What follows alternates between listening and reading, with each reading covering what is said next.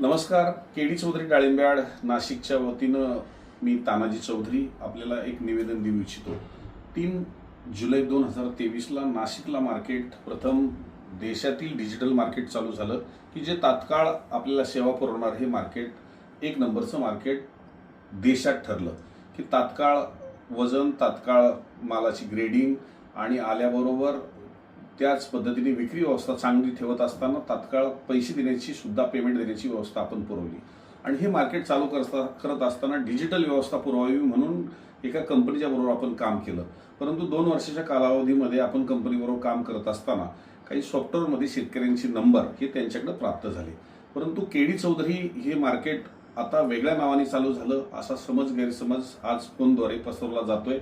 आडगावला हे मार्केट नसून वेगळ्या ठिकाणी केडी चौधरी डाळिंब्याड वेगळ्या नावाने चालू झालं असा समज पसरवला जातोय.